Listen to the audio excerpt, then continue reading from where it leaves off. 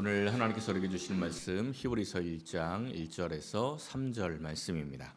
신약 성경 히브리서 1장 1절에서 3절 말씀. 하나님의 말씀 봉독하여 드릴 때 하나님의 음성을 경청하십시오. 옛적의 선지자들을 통하여 여러 부분과 여러 모양으로 우리 조상들에게 말씀하신 하나님이 이 모든 날 마지막에는 아들을 통하여 우리에게 말씀하셨으니 이 아들을 만유의 상속자로 세우시고 또 그로 말미암아 모든 세계를 지으셨느니라. 이는 하나님의 영광의 광채시요 그 본체의 형상이시라. 그의 능력의 말씀으로 만물을 붙드시며 죄를 정결하게 하는 일을 하시고 높은 곳에 계신 지극히 크신 이의 우편에 앉으셨느니라. 아멘.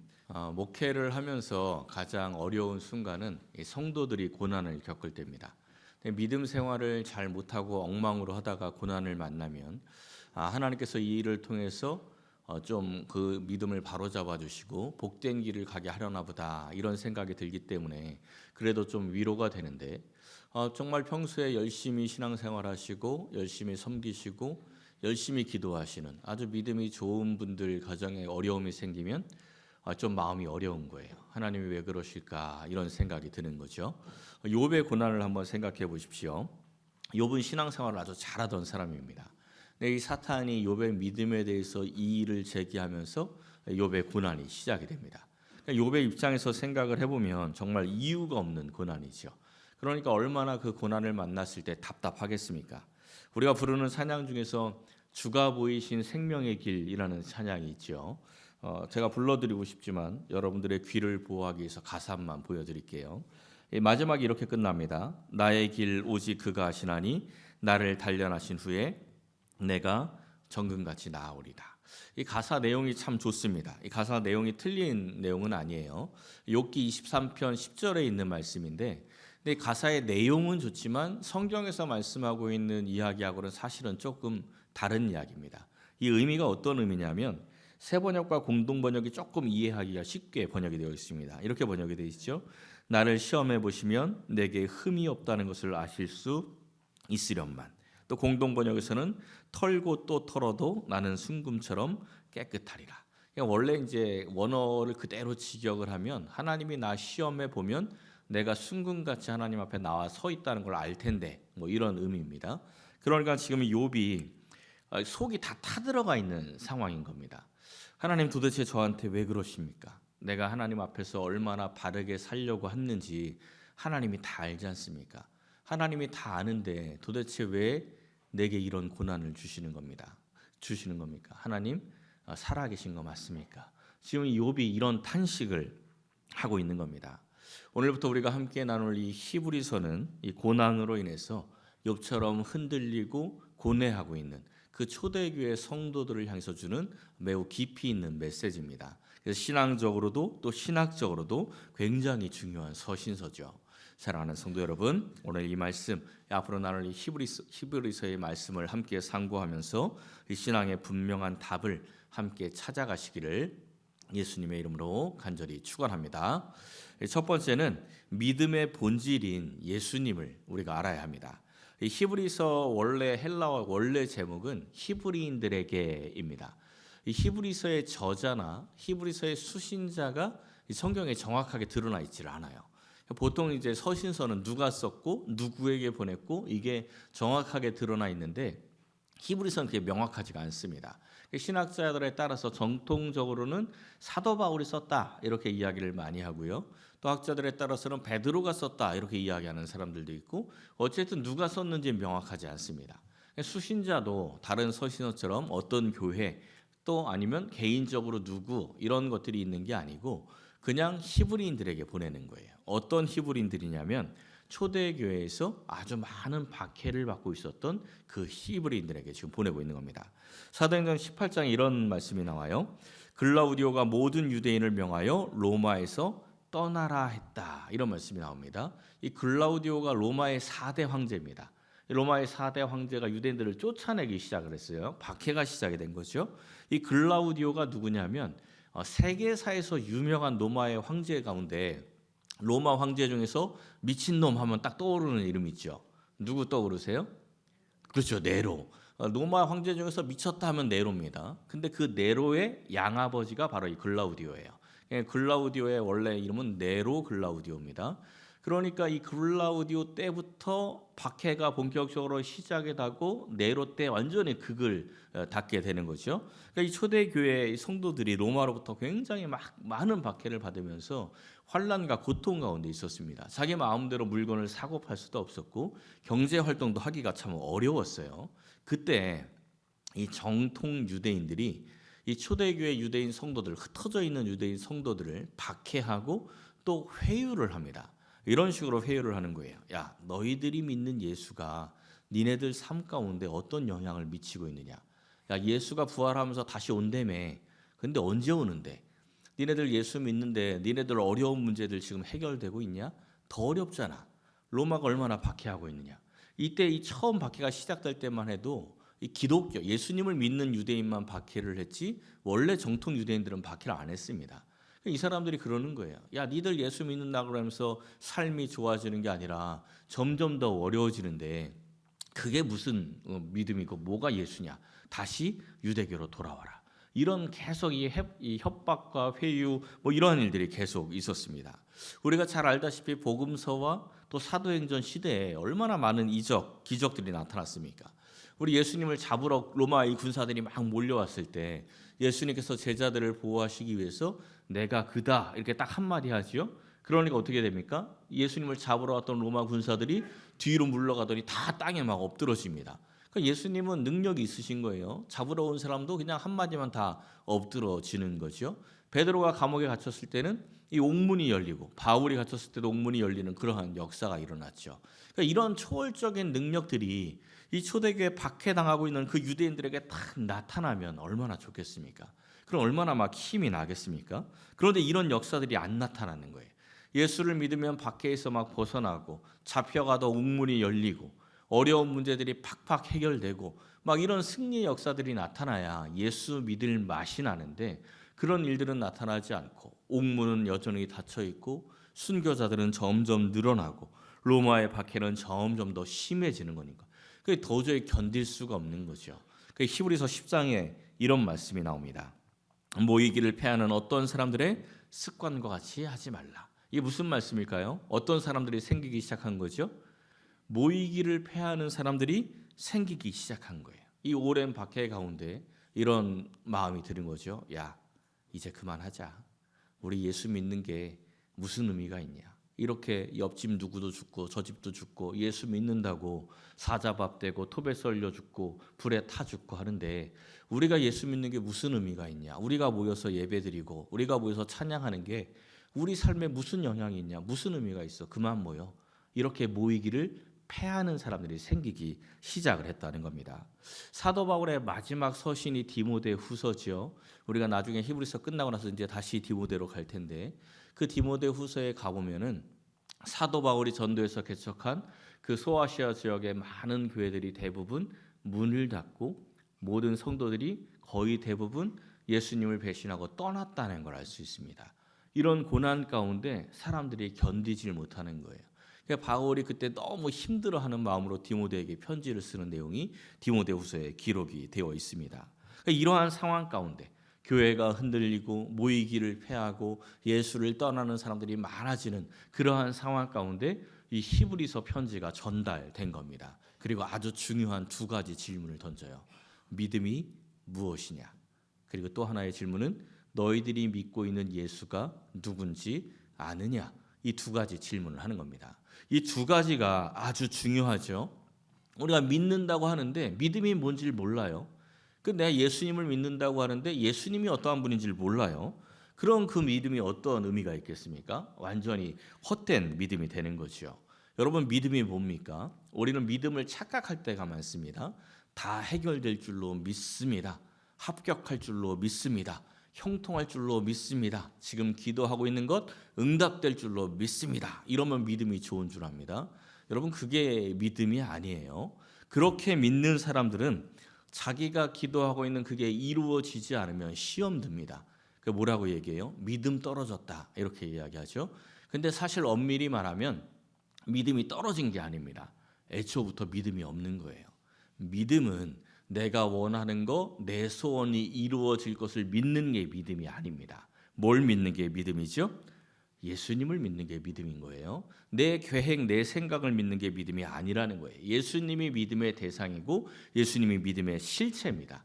이게 무슨 이야기인지는 이제 앞으로 히브리서를 통해서 우리가 조금씩 보게 될 텐데, 그것을 깨닫게 되면 상황과 환경에 관계없이 마음의 기쁨이 넘쳐나고 평안이 넘쳐나고 찬양이 나옵니다. 그 모습을 누가 보여주냐면 하박국 선지자가 보여줘요. 이 하박국 선지자가 나라가 망해가고 있는 상황 가운데 하나님께 막 원망하지 않습니까? 하나님 이게 뭡니까? 그러면서 막 하나님께 원망하고 불평하다가 나중에 내 믿음의 대상이 하나님이었구나, 하나님이구나, 이걸 깨닫고 나서 어떤 고백을 해요? 하박국 마지막에 이런 고백을 하지 않습니까? 무화과 나무가 무성하지 못하고 포도나무에 열매가 없고 그냥 그야말로 쫄딱 망해도 내가 여호와로 말미암아 즐거워하고 하나님으로 말미암아 내가 기뻐하겠다. 이게 그냥 넘어갈 내용이 아닙니다. 그동안 하박국 선지자가 했던 기도의 내용이 뭐였을까요? 나라가 막 망해가고 자기들을 압제하고 있는 이방 나라는 막 잘되고 막 이런 상황 속에서 하나님께 원망하고 불평하면서 무슨 기도를 했겠어요? 압제하는 저 나라는 쫄딱 망하고 우리 이스라엘은 무화과 나무가 무성해지고 포도나무에 열매가 생기고 감람나무에 소출이 생기고 밭에 먹을 것이 생기고 우리의 양이 있고 외양간에 소가 많아지게 하옵소서. 이게 사실은 하박국의 기도였어요. 그런데 하나님이 믿음의 대상이다라는 것을 깨닫고 나니까 내가 기도하는 거 하나도 안 이루어져도, 내가 완전히 망해도 하나님 그분만 있으면 내가 기뻐하고 즐거워하고 찬양하겠습니다. 이렇게 고백을 하는 거죠. 이게 믿음인 겁니다. 그래서 이 히브리서의 흐름을 보면요, 지금 막 고난당하고 있는 이 성도들에게 위로의 메시지를 안 전해요. 야, 좀만 참어, 인내해, 그러면 좋은 일이 생길 거야, 막 이런 메시지가 있는 게 아니고, 이 고난당하고 있는 성도들에게 전하는 메시지가 뭐냐면 예수를 깊이 생각하라. 이게 히브리서의 주제예요. 예수를 깊이 생각하라. 왜? 예수를 알고 예수를 배우면 지금 당하고 있는 그 고난의 의미를 알게 될 것이다. 진짜 평안과 진짜 기쁨을 네가 찾을 것이다. 이런 말씀을 하는 겁니다. 여러분들 예수님 알고 계십니까? 우리는 예수님을 알고 있다라고 생각을 하는데 실상은 예수님을 제대로 알지 못합니다. 믿음의 본질이고 믿음의 대상이 예수님인데 그 예수님을 잘 알지 못하니까 우리가 만나는 그 작은 어려움 가운데도 신앙이 흔들리고 원망과 불평이 나오고 염려와 근심이 생기는 겁니다. 예수님을 알면 그런 일이 생기지 않죠. 올해 우리 교회 표어가 뭐죠? 우리 교회 표어? 이 정도는 이제 외워야 되는데 얼른 막 컨닝하시는 분들이 눈이 동시에 막 이렇게 돌아가네요. 예, 이 정도는 이제 외워야죠. 배우고 확신한 일에 거하라. 뭘 제일 먼저 배워야 될까요? 예수님 배우는 겁니다. 제일 먼저 예수님을 배워야 돼요. 우리가 예수님을 배우면 확신한 일에 거할 수가 있는 겁니다. 사랑하는 성도 여러분, 앞으로 우리가 함께 나올 이 히브리서를 통해서 예수님과 바른 믿음에 대해서 잘 배우시고 확신한 일에 거하시기를 예수님의 이름으로 간절히 축원합니다. 두 번째는 우리가 예수님만 믿어야 한다는 겁니다. 자, 본문 1절과 2절을 보세요. 히브리서 시작인데 옛적의 선지자들을 통해서 여러 부분과 여러 모양으로 말씀하신 그 하나님이 마지막에는 아들을 통해서 말씀하셨다. 이렇게 말씀하고 있어요. 쉽게 말하면 성경의 모든 말씀이 예수님으로 완성됐다. 예수님이 마지막이다. 이런 이야기입니다. 이게 무슨 이야기예요? 예수님이 마지막이니까 예수님으로 모든 걸 다 말했으니 더 이상 내가 할 말이 없다. 이겁니다. 그러니까 마지막 모든 완성이신 그 예수님을 우리가 믿으면 되는 거예요. 근데 예수님만 믿으라, 이건 뭐 당연하죠. 너무나 당연한 겁니다. 근데 너무나 당연한데 우리가 예수님만 믿지 않을 때가 정말 많습니다. 예수님만 안 믿으면 뭘 믿을까요? 우선은 우리의 행함을 믿습니다. 행함을 믿는다, 이게 뭐냐면 초대교회 때의 모습을 생각해 보면 돼요.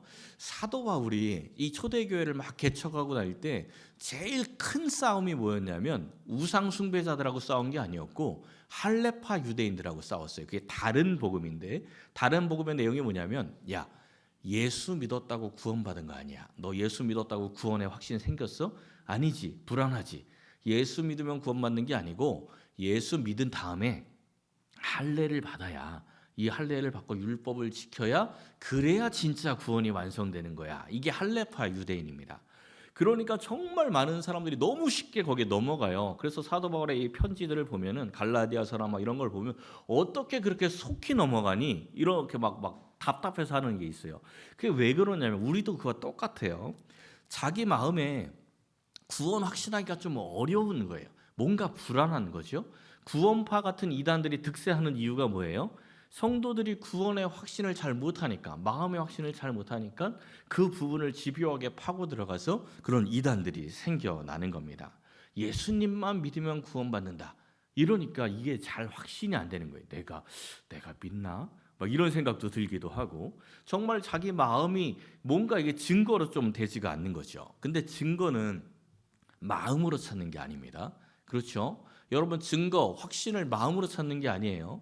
여러분들이 어떤 집을 산다고 한번 생각해 보세요. 집을 사러 계약을 하러 갔는데 부동산 중개인이 그렇게 이야기하는 거예요. 자, 이 사람이 당신한테 집 파는 거를 내가 확신하니까 돈 넣으시면 됩니다. 입금하세요. 그럼 여러분들이 그 부동산 중개인에게 믿음이 가면 그냥 입금해요? 아니죠. 언제 입금합니까? 계약서 쓰고 계약서에 도장 쾅 찍어서 이게 네 거 됩니다. 이걸 확인하면, 이 서류를 확인해야, 그래야 입금이 되는 거죠. 마음으로 믿는다고 해서 확신이 되는 게 아닙니다. 우리의 구원은 우리의 마음으로 믿어서 확신이 되는 게 아니에요. 여러분들이 난 구원받았어 이렇게 확신한다고 해서 구원이 이루어지는 게 아니라는 거예요. 그렇게 되면 이단 교회에 있는 그 이단 따라다니는 사람들은 구원의 확신이 있을까요, 없을까요? 그 사람들은 구원의 확신이 더 있어요. 이단들이 얼마나 막 열정적입니까? 그런데 그들에게 구원이 있다고 생각하십니까? 그렇지 않아요. 그냥 마음으로 믿는 거는 그 마음조차 믿을 수가 없습니다. 뭘로 확인을 해야 돼요? 서류로 확인을 해야 돼요. 부동산 중개할 때처럼 서류로 확인해야 되죠. 우리가 확인할 서류가 뭡니까? 그게 바로 성경이에요. 성경에 보면 우리의 구원받은 증거에 대한 여러 말씀들이 나옵니다. 그 가운데 로마서 10장에 보면 이런 말씀이 나오죠. 내 입으로 예수를 주로 시인하면, 그리고 그 예수님을 하나님께서 죽은 자 가운데서 살린 것을 내 마음에 믿으면 구원을 받을 것이다. 사람이 마음으로 믿어 의에 이르고 입으로 시인하여 구원에 이른다. 이와 같은 말씀들이 성경에 아주 많이 나옵니다. 이 교회에 와서 예배를 드리는 사람들은 믿음의 크기는 다 차이가 있어요. 어떤 사람은 믿음이 정말 연약합니다. 정말 연약해서 교회에 오는 그 순간에도 내가 예수를 믿는 게 맞나? 그냥 교회를 가보는 건가? 이렇게 막 헷갈리는 사람들도 있어요. 그런데 성경에 기록된 내용을 보면 성령이 아니고서는 우리가 하나님을 찾을 수가 없어요. 그러니까 성령께서 우리의 마음을 움직여서 예수를 믿게 해준 거예요. 그러니까 그 마음의 그 믿음의 크기는 아주 작은 사람도 있고 아주 큰 사람도 있습니다.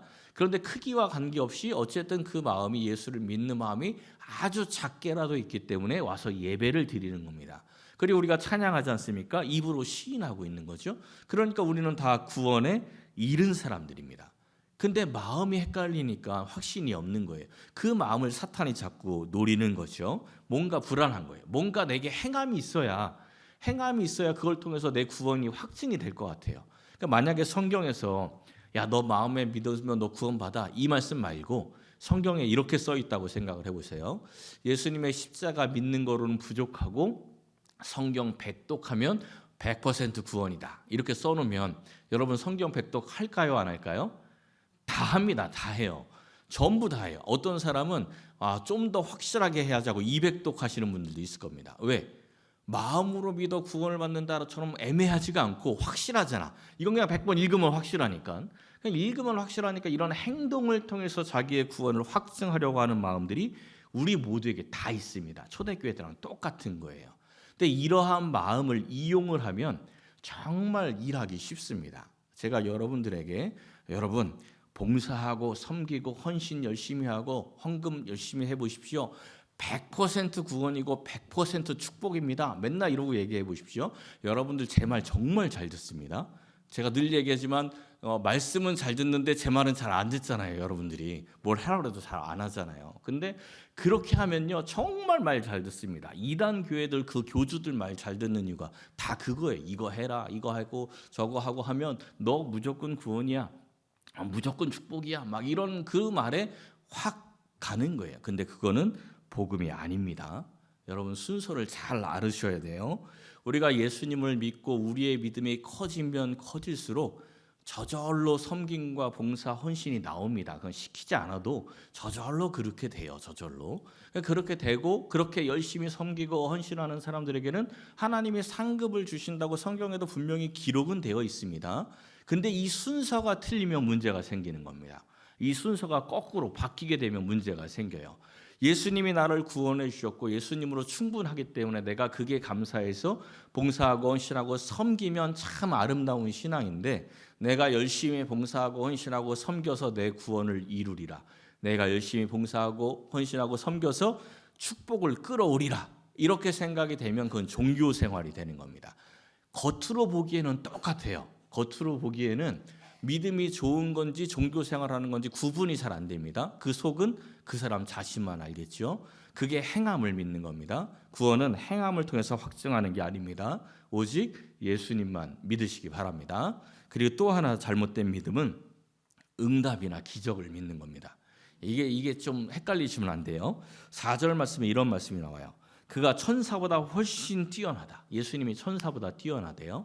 우리는 이제 천사에 대한 신앙이 이 개신교에서는 좀 약해요.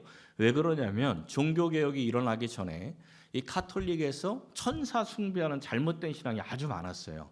그러니까 천사 숭배의 신앙을 막기 위해서 천사에 대한 이야기를 좀 줄이다 보니까 개신교에서는 이 천사의 역사에 대해서 잘 몰라요. 근데 성경에 보면 천사가 자주 등장을 합니다. 구약 보면 뭐 많이 나오죠. 삼손의 이 탄생을 고지하는 것도 천사고, 기드온에게 사명을 전달한 사람도 천사예요. 또 다니엘이 사자굴에 들어갔을 때 천사가 나타나서 사자의 입을 딱 봉해하지 않습니까? 또 신약에서도 베드로가 감옥에 갔을 때 천사가 나타나서 베드로를 막 깨우잖아요. 막 깨워서 데리고 나가죠. 그러니까 천사가 지금도 분명히 역사하는 거예요. 저도 좀 이와 비슷한 경험이 하나 있습니다. 제가 어릴 때 그 나무를 타는 걸 좋아했어요. 여러분들이 보시면 알겠지만 제가 대문자 아이 아닙니까? 그 되게 얌전해요. 얌전한데 나무 타고 막 사이클 타고 이런 건 되게 좋아했어요. 근데 초등학교 아주 어릴 때인데 나무 타는 걸 얼마나 좋아했는지 하여튼간 틈만 나면 산에 가서 막 나무에 올라가는 거예요. 어느 날도 소나무, 높은 소나무가 하나 있어서 막 신나게 올라갔습니다. 막 올라갔는데 거의 다 올라갔는데 이게 소나무는 가지가 이렇게 쭉쭉 뻗어 있잖아요. 근데 앞으로 쭉 뻗은 가지가 딱 보고 저 앞으로 좀 가고 싶은 마음이 생겼어요. 왜 그랬는지 지금까지 이해가 안 되지만 하여튼간 가고 싶었어요. 그래가지고 그 가지를 붙잡고 막 기어서 앞으로 쭉쭉 갔는데 가다 보니까 너무 얇은 데까지 가가지고 나무가 축 이게 흔들흔들 하는 거예요. 근데 밑에를 딱 봤더니 가시덤불이 쫙 있어요. 그러니까 어린 마음에도 야 여기서 떨어지면 큰일 나겠다 이거.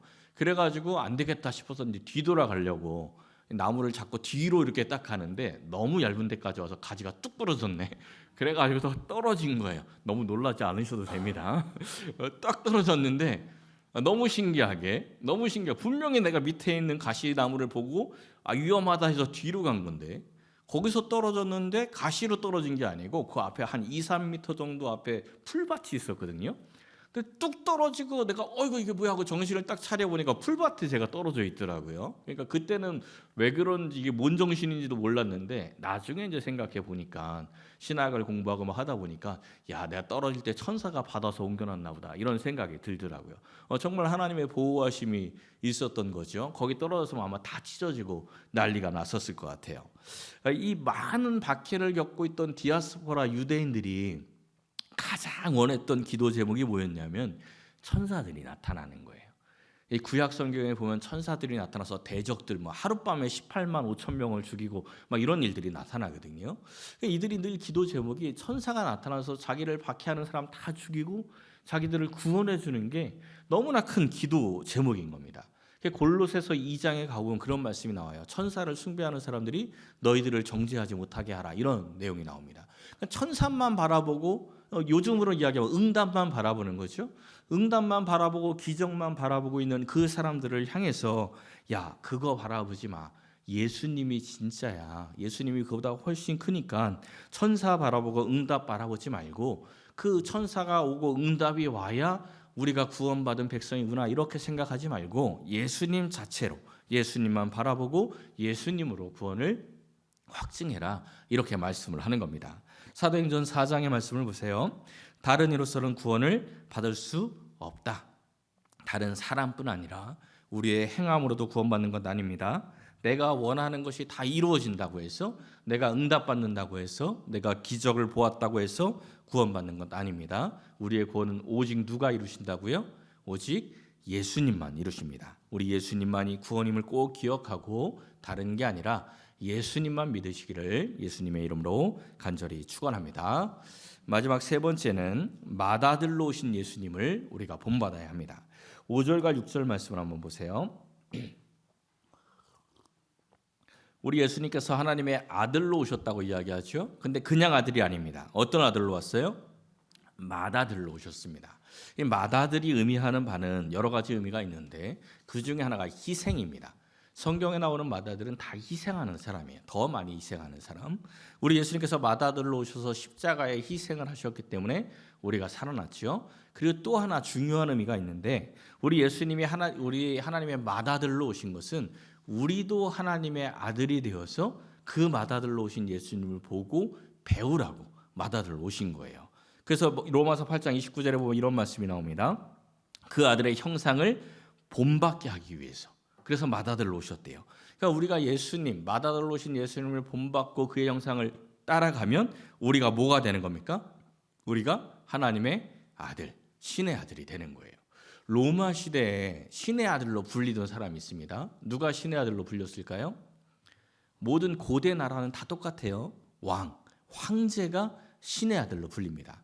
그러니까 지금 이 히브리서를 받고 있는 사람들은 신의 아들이라고 불리는 황제에게 고난과 박해를 당하고 있는 거예요. 아주 많은 환난을 당하고 있어요. 그 신의 아들이라고 불리는 사람에게 박해를 당하고 있는데 지금 뭐라고 이야기하는 거냐면 야, 걔가 신의 아들이 아니고 니네들이 진짜 신의 아들이야. 그걸 알아야 돼. 이것을 지금 이야기하고 있는 겁니다. 신의 아들, 이걸 깨닫는 게 굉장히 중요합니다. 제가 어릴 때부터 이제 한 동네에서 함께 자란 동생이 하나 있습니다. 1살 차이밖에 안 나는 동생인데 어릴 때부터 늘 같이 교회 다니고 뭐 함께 기도하고 뭐 이랬던 친구예요. 근데 얘가 초등학교 때 굉장히 이상한 상상을 많이 했습니다. 어느 날은 저한테 이제 그런 이야기를 해요. 같은 초등학교 때인데 형, 나는 원래는 재벌집 아들인데 그 재벌집 부모님이 나를 잃어버려가지고 지금 이 어려운 집에서 내가 이 주워다 키워서 내가 여기서 이렇게 살고 있는 거야. 지가 이제 지 입으로 상상이라 그러면서 얘기를 해요. 그러면서 이제 그 재벌집 부모가 곧 자기를 찾게 되어서 자기는 그 집에 가서 이제 잘 살게 될 것이다. 막 이런 이야기를 합니다. 얘가 왜 이런 얘기를 할까요? 부잣집 가서 지금 집이 어려우니까 부잣집 가서 자기 마음대로 막 살고 싶은 욕망이 있는 거야. 막 자기 누리고 싶은 욕망이 있는 거예요. 그런 상상을 하고 있는 거죠. 물론 이제 얘도 나이가 50이 되었지만 아직까지 그 재벌집 부모는 못 만났습니다. 이제 이런 상상을 하는데 이 성경에서는 성도에게 이러한 것이 상상이 아니라 현실이라고 이야기를 하는 겁니다.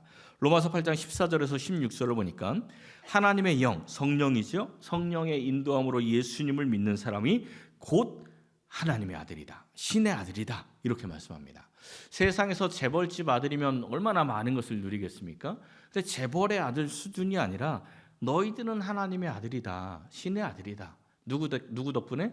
맏아들로 오신 그 예수님 덕분에 너희들의 신의 아들이다. 이렇게 이야기하는 겁니다. 하나님의 아들이면 그냥 하나님 아들로 끝나는 게 아니죠. 하나님의 자녀로서의 특권이 있습니다. 17절과 18절 이어지는 말씀을 보면 자녀이면 하고 뭐라고 이야기합니까? 하나님의 상속자다. 이게 굉장히 중요한 겁니다. 우리가 하나님의 아들, 하나님의 상속자라는 것을 깨닫는 게 가장 중요한 거예요. 이거 아주 중요한 특권이죠. 2014년에 그 메일 유업 장남이 신세계 백화점 말단 사원으로 취직을 해서 그래서 이 뉴스가 나오고 이제 좀 화제가 된 적이 있습니다. 왜 들어갔을까요? 나는 이제 서민하고 똑같이 살래 이런 마음으로 백화점 말단 사원으로 입사했을까요? 그거 아니겠죠. 경영 수업하러 들어갔겠죠. 실제로 이제 지난달에 이 사람 기사가 한 번 더 나왔어요. 지난달에 기사가 실렸는데 전무로 승진을 했다 이런 기사더라고요. 그 내용을 읽어봤더니 2021년에 메일 유업으로 이제 다시 들어왔대요. 입사를 했대요. 3년 전이죠. 3년 동안에 막 승진을 해가지고 전무에 이제 지난달에 전무가 돼서 경영권 승계 작업이 시작됐다 이런 기사가 나오더라고요.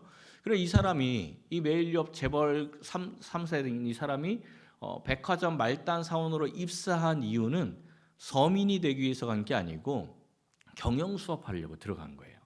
근데 이 사람을 괴롭힌 사람이 있을까요, 없을까요? 물론 없겠죠. 근데 이제 드라마처럼 생각을 해보세요. 어떤 대리나 과장이 눈꼴 시려가지고 얘를 진짜 막 맨날 갈구고 너무 힘들게 막 만드는 거예요. 그럼 여러분이 그 사람이라면 마음이 힘들고 괴로울까요? 아니면 웃기지도 않을까요? 웃기지도 않죠. 자기는 재벌 3세인데 얘 서민애가 경영 수업하러 잠깐 온 나를 막 괴롭히면 웃기지도 않은 거야. 얘 봐라, 참 뭐하냐 얘. 뭐 이런 생각이 들지. 그것 때문에 막 마음이 괴롭고 내 인생이 왜 이래 막 이럴 사람 아무도 없습니다. 너무 웃기지도 않은 거예요. 야, 조금만 지나가라. 나는 가서 이제 경영권 받으면 되는데 넌 평생 여기서 이러고 살아라. 이런 마음이 들겠죠. 이겁니다. 우리가 하나님의 상속자인 걸 아는 사람, 그게 확실히 믿어지는 사람은 이 세상에서 만나는 고난이나 환난이 두렵지가 않습니다. 왜? 장차 받을 영광이 지금 당하는 고난과는 비교할 수가 없기 때문에. 내가 하나님의 상속자인데 이 세상에서 사탄의 자녀들이 괴롭히고 나를 어렵게 만드는 게 무슨 문제가 되겠습니까? 웃기지도 않은 거죠. 야고보서 5장에 가보면 이런 말씀이 나옵니다. 보라, 인내하는 자를 우리가 복되다 하니 너희가 욥의 인내를 들었고 주께서 주신 결말을 보았거니와. 처음에 욥에 대한 이야기 했지 않습니까?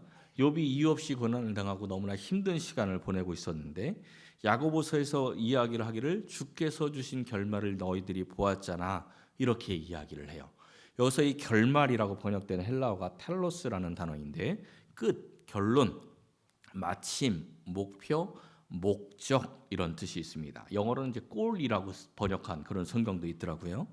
그러니까 재벌 3세가 백화점 말단 사원으로 입사한 목적이 있습니다. 목적이 있어요. 경영 수업이라는 목적이 있어요. 욥에게 주신 고난, 그 목적이 있다는 겁니다. 어떤 목적이었을까요?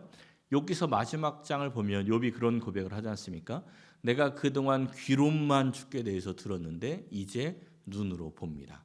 그러나 하나님께서 욥에게 고난을 주신 목적은 사탄에게 속아서 고난을 준 게 아니고 하나님과 욥의 관계가 그야말로 대면대면한 관계, 그냥 귀로만 듣고 하나님이 있나 보다 이런 관계였는데 이 고난의 세월을 겪으면서 욥은 하나님을 직접 만납니다. 하나님과 교제하는 관계가 되었어요. 하나님을 깊이 알게 됐죠. 이게 주께서 주신 결말입니다.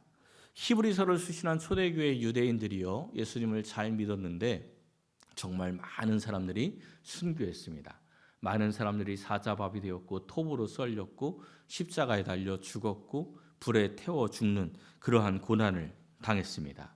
그런데 그 고난 가운데 이 히브리서의 말씀처럼 예수님만 믿기로 결단을 하고 예수님만 닮아 살아가는 많은 사람들이 있었죠. 그 고난에 대한 결말, 주께서 주신 결말이 무엇입니까?